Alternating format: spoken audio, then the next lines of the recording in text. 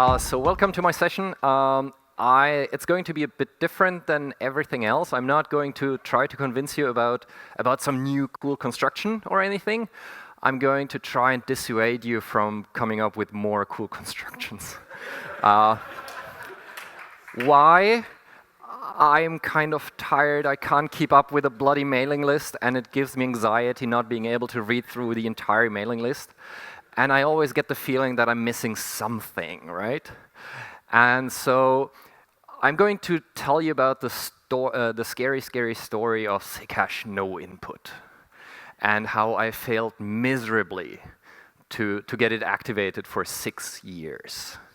So if you think about writing a BIP, consider your next 5 to 10 years, and if that's really what you want to put your time and brain power in, because it's draining.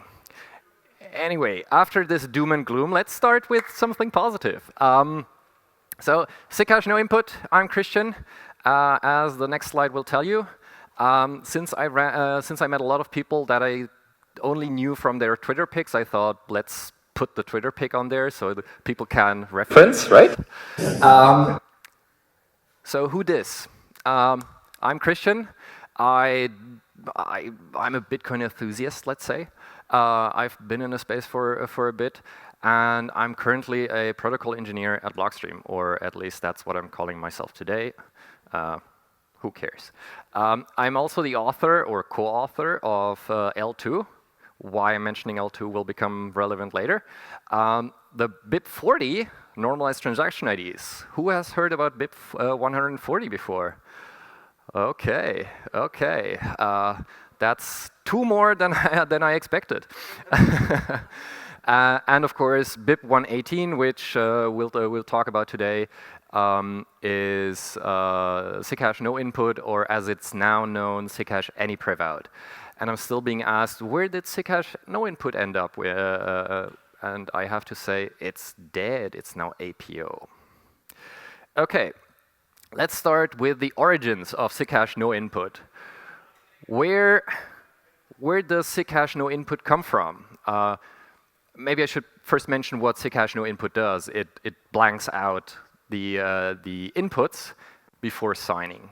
So it essentially tells you, hey, instead of including everything in a transaction, blank out these fields. They're not that important. You can do without, and it essentially normalizes transactions. Haha. And I managed to mention BIP 140 there. I wonder why. So the origins. Who knows where Zcash no input comes from? And I'll give you a hint. It's not my idea. Yeah. Transaction malleability. Yes. So I'm guessing everybody knows about transaction malleability. I certainly do. I wrote a paper on why Mt. Gox did not suffer from transaction malleability. That was the first time I got a standing ovation, because I managed to trace a multi-million theft and say that it's not what is being pointed at. I got annoyed because Mt. Gox was blaming a bug in Bitcoin for their own incompetence, right? Don't do that. We have plenty smart minds here that can disprove you. So you better be sure if you start blaming Bitcoin for your own incompetence. Anyway, transaction malleability. Why is it interesting? Well, there's this little thing called Lightning. So I had to actually go back and look up where Zcash no input originally came from. And it turns out the first mention I could find, and Brian Bishop confirmed it for me, is in the Lightning paper itself. And why is it important? Transaction malleability isn't a huge problem unless you're trying to chain a couple of transactions that are unconfirmed. And that's inherently what you do in all off-chain protocols is you have a funding transaction, and to make that funding transaction safe, you have to attach a refund transaction to it. Or, as we nowadays would call it, a first state that sort of is the identity and resends back the funds to whoever sent them. So if we were to malleate, for example, the setup transaction, we would disconnect these two from each other, and we'd have stranded funds, and we would have to rely on the counterparty to actually recover those funds. Open yourself up to blackmail. And who doesn't love a bit of blackmail in their protocols, right? So this is the section in the Lightning Network paper that first mentions Zcash no input. It's this obscure thing we need to do to fix transaction malleability. But I then went and checked the appendix, and it says nothing about how to implement it. So apparently it was clear to everybody, not to me. So I forgot about it.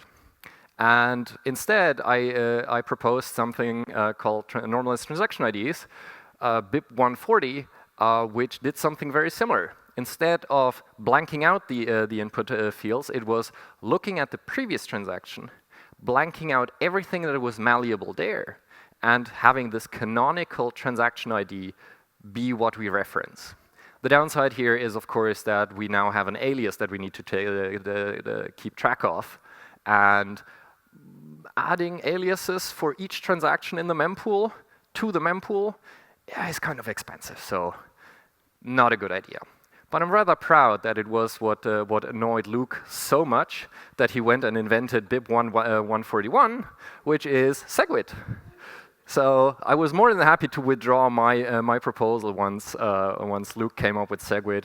Of course, there was a bit of rumbling going on because it wasn't my proposal, but okay. My ego can take it, right? Anyway, Zcash no input was proposed with the Lightning Network paper. It had sort of a similar issue with normalized transaction IDs because you'd actually have to still correct the malleated transaction to now point to the real one, but it's much, much better. It was actually possible to correct that link again. But with SegWit, it's sort of lost its reason to exist, right? So down it went into the forgotten realm without ever having a BIP, right? It was never written up. A couple of years later, this young whippersnapper researcher from ETH Zurich comes along. That would be me. I used to be young, apparently. And we had, well, that's not true. That was a different construction, damn it. A couple of years later, this young whippersnapper from Blockstream and a couple of colleagues from Lightning Labs and colleague from Blockstream came along and we're like, if we had the right tools, could we do better than this penalization mechanism? The asymmetry in it is rather annoying. It presents a couple of dangers. Backups are painful with LN penalty. Can we do better? And surprisingly, our old friend No Input makes a reappearance. It seems like off-chain protocols all have similar requirements. And so the same proposals end up being proposed over and over and over again. So what is the proposal that I'm talking about? Well, if you haven't guessed it so far, it's L2. And I won't go through the details of this diagram. I've given that presentation so often you will find like 15 copies of it on YouTube alone. The idea is essentially that once we have set up the off-chain protocol, we attach this the settlement transaction, and now we want to somehow update the settlement transaction. How do we do it? Well, we double spend it, right? And the way we do it is essentially we add an update, double spending the settlement, and we go on like this. Every time we create a new update, we cancel the old settlement, and we ratchet one step forward. Problem is, this is an on-chain protocol. If we wanted to go from the setup to the settlement 3, which is cut off there, we'd have to publish 5 transactions for a total of 3 state changes. That's more expensive than if we'd done it on-chain directly. So that's kind of annoying. The whole trick is lifting this construction off the chain and making it such that we can attach sort of the last state directly to the beginning. But not just that. people might misbehave, right? So intermediate states might leak on-chain. So we need a way to essentially have something that we can attach to any prior state should it end up on-chain. And this is what these dotted lines signify. So essentially, we can take update 3 and attach it to any of the prior states so that we can get from any state to the latest agreed upon state. People might play tricks, sure, but they're paying for it because these are on-chain transactions and they actually need to pay for their inclusion in the blockchain. How do we do that? Well, what changes between the update 3 version bound to the output of update 2 or update 1 or the settlement? It turns out it's just the input, right? So if we can blank out the input, we've gotten exactly the solution we were looking for. So up we dig, no input, and now it's time to write a BIP. I was in academia for quite some time, so writing papers is what we do, right? But not implemented. That's the important part. I actually did implement it. It was 3 lines of change. Those are probably the most controversial 3 lines of change I've ever written in my life. Anyway, we wrote the BIP, and we added it as an addendum to the L2 paper. And it was very, very simple. At the time, we had SegWit. We did not have Taproot. And as such, it was really just a matter of, oh, if the SIG hash says this, then include those fields. If it doesn't say that, then don't include those fields. That's it. So very, very simple. I won't say I tried to get it to 2 with it, but you could, essentially. The diff of the changes would probably be easier to get it to 2 of, because that's really just 6 lines. Now, this proposal predates Taproot. Taproot brought a lot of more flexibility into the game. I never quite understood Taproot. I still don't, and I refuse to learn. But there are people who are experts in this kind of stuff, and so I called upon AJ Towns to actually do the integration. The BIP is now a bit more difficult in that I don't really fully understand all the details, but it's he promises me that it still gives us the necessary tools to actually implement what I want to do. So that's all I care about, right? So why does APO or no input look like it is? Because getting a soft fork through is a lot of hard work. Writing the BIP, that's the easy part. Socializing and getting everybody on the same, working on the same direction, that's incredibly hard. It gets even harder if you have competition, right? So my goal while writing the BIP was essentially make it as uncontroversial as possible. Make it so tiny it can fit in any nook and cranny. If there is a soft fork, make it a no-brainer to include those 3 lines of change. Fly under the radar. Talk about the upside. Never talk about what it could enable outside of that. Because of course you design it not to enable, for example, covenants. Because, well, if there is one thing that will get the controversy started, that's it, right? So of course APO was perfect and tiny and you couldn't abuse it. Oh boy. Enter covenants indeed. It turns out that something that I had overlooked was that the only thing preventing us from putting signatures in the output is that itself changes the transaction ID of the transaction you're putting the output into. So if you were to spend, if you were to then create a transaction that spends this and take its signature and put it into the output of the spend of the transaction being spent, well, you now have a circular hashing requirement, right? You change this needs to update, then that signature goes there, and you end up in this loop, and you can never end. Except if you can break that loop. How can you break that loop? Well, why does this transaction change, the spending transaction? Why does it change? Because it references the previous transaction. We just removed the reference to the previous transaction and no input. Exactly what I didn't want to do, right? So APO isn't for malleability. It's not even for L2. It is a plot to get covenants in.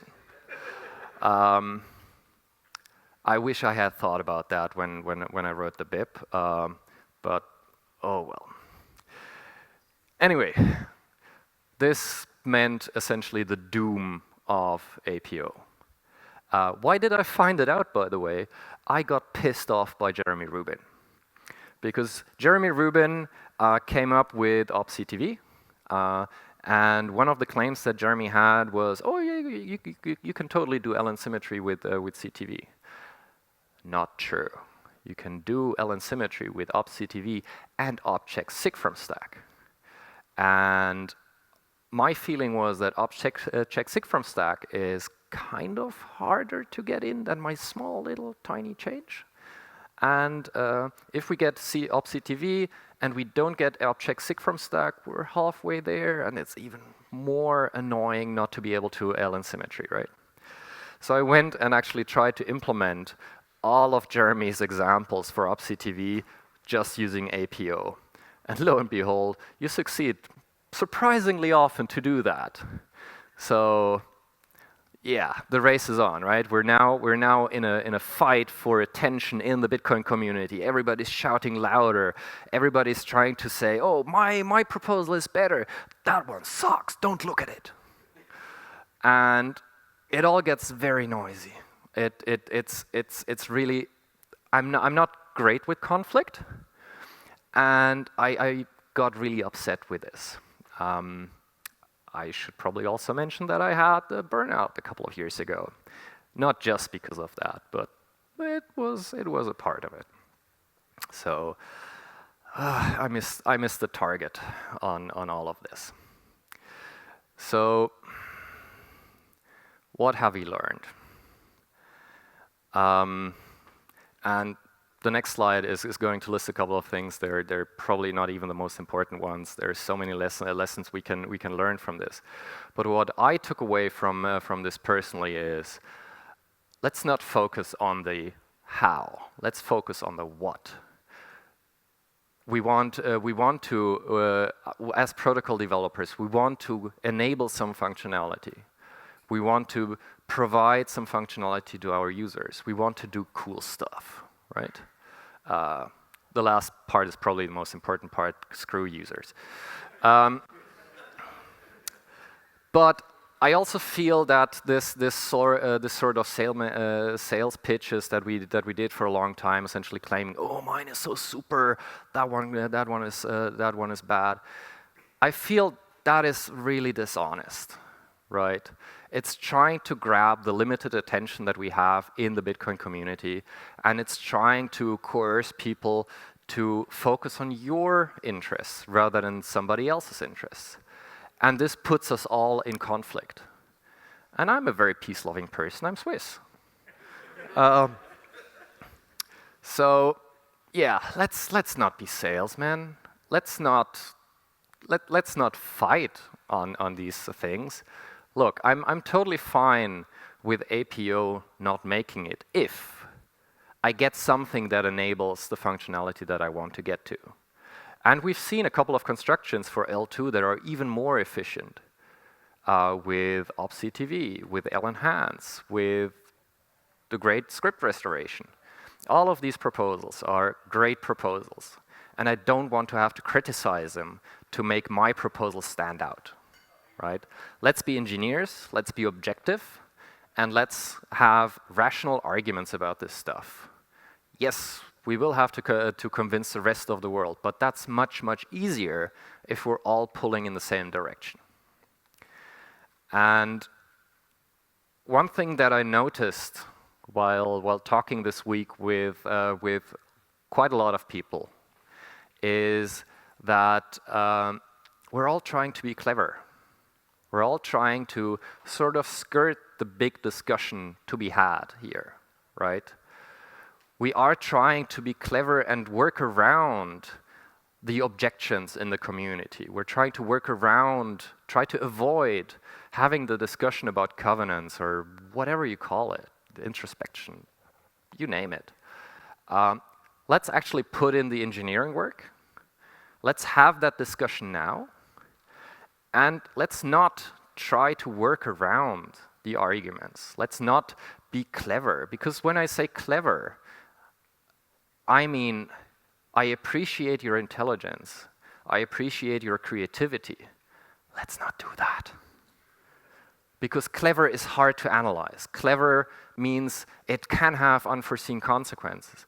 And I think we need to have the discussion about what we want to enable, and then let's have a rational discussion about how to get there. It might even be in an efficient way. It might not be the most optimal way, but optimization is the second step to everything. It's not the first step. And the way we're currently doing it, we're optimizing first, expecting it to work, but nobody has proven that it will actually work. Nobody has proven that it doesn't have downsides. What happens if there is a downside? Well, we've just activated something with a lot of work that didn't deliver what we wanted, but open up a door to unforeseen consequences. So this is a discussion we need to have, and we need to have, not now, but eventually. But I think it's the next thing we need to do. And I think we should probably also we should delineate what the functionality is that we want. We should be clear about what we don't want. Turing completeness is absolutely something that I do not want, and I don't think anybody wants in this room. Anything below that, well, now we're in a discussion. Now that's a discussion to be had, right? And then let's talk about how to address these things, and let's finally get the mailing list free of sales pitches, because I can't keep up anymore, and the constructions are so hard. I'm really having a hard time to follow. So let's simplify, let's be honest, and let's have an objective engineering discussion about all of this. And that's my story. Thank you. I hope it wasn't too depressing. It's been a long journey to get to this point, and I've certainly changed my mind a couple of times. Looking back at how much I've been shilling L2, how much I've been shilling APO to get L2 to L2, I'm frankly a bit embarrassed. And yeah, that's not what I want, how I want to go forward. Anyway, I think I have a couple of minutes. 2-3 minutes? Okay. Any questions? Yes. Last year was the role that, and the differences between what we dubbed pleb to dev, and the interactions between how people can armchair engineer, people who might be really influential, people who what we're arguing could get in the way or help. And I was curious if you had any thoughts on, I guess you could say, the influential Twitter loudmouths, or the people who might say, like, oh, we need to ossify, or the people who say we need this, but they might not have any engineering background, they don't discuss, their sort of just, I guess you could say, maybe noise, maybe signal. I was curious if you had any thoughts about that, because we're talking about like an engineering first approach here, and Curious what you think about like the wider ecosystem of quote-unquote Bitcoiners. Yeah. So how do we socialize the ideas that we have? How do we get traction behind them? And how do we make sure that everybody is in the same boat? I think we need to involve the wider community, and it's hard. These are hard things to explain oftentimes. So I think the most likely proposals to succeed are the ones that are simple in nature, that are understandable and not clever. But we also need to go out there and explain what we can do with them.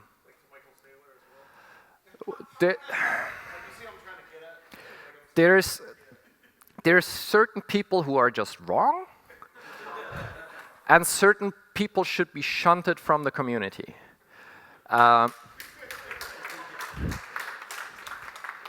And I hope they didn't hear the name because, like I said, I'm bad with conflict. But we should try to convince people, right? We should try to explain the ups and downs. And if afterwards they're still not convinced, let them have their opinion. If our arguments are good, we will prevail, and we will win the fight. And people who are wrong, right? I don't know. Let's go out there and educate people about the positives and the dangers. Don't forget the cons. Always be honest in your arguments. Hope that sort of answered it. Any more questions? Yep. Slowly, please. The network recovery thing, like I thought like that was somewhat well known then, in the 2015-ish era, because I think that was like talked about, but maybe like I don't think people would conceptualize introspection at that level. Mm-hmm. So it was a little more obscure, but something that like I knew about that, but I think people rediscovered it several times over. Maybe that was a failing on our half, of not explaining, like you're saying, some of the wider assumptions, but it was sort of like a pet thing that people were excited about. Oh, you can make these circuits, as you called them then. But that was something that was surprising to me that people didn't realize that was a thing. So the question is, I certainly knew about enabling covenants. Why didn't you?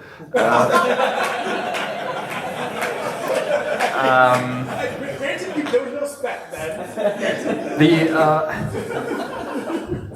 The honest answer is I don't know. I missed it. I really enjoy talking to everybody. I don't get to do that often, and some information isn't available in all circles. So we probably should be doing a better job at documenting our findings in a clearly understandable way without using too much jargon, because I'm having a really hard time to follow sometimes.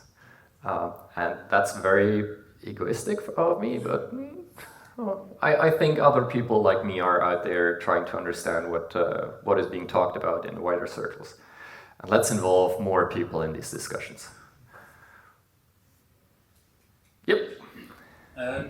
You said that now that we have Taproot, it has changed, and the proposal, no input, has become a little bit more complex.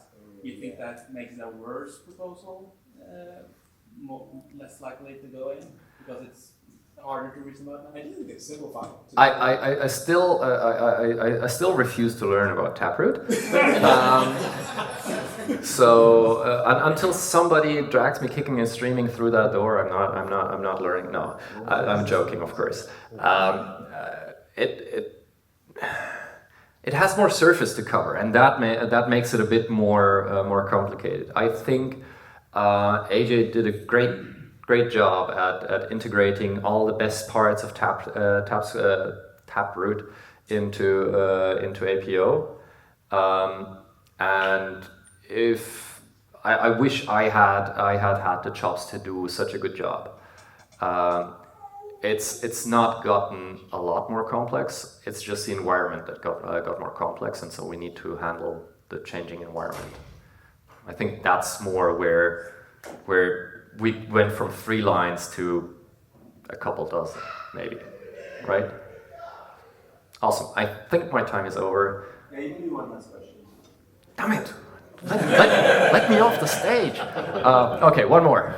What was the reason behind switching the name from no input to APO? Is it just to signify, oh, we've updated it for Taproot? The reasoning behind the naming switch is that no input wasn't actually really saying much. It's the APO and any prevout and any prevout, any script is a combination, is much more semantically correct when it comes to describing what it does, right? We're not having inputs. We still have inputs, but what we do is we care less about what those inputs are, and therefore any output is, because it can reference any prior output. I should also mention any prevout is not really any prevout, it's any prevout given it fulfills certain criteria, such as having the correct pub key that I need to a signature for.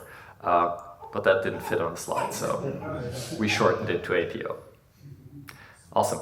Thank you so much.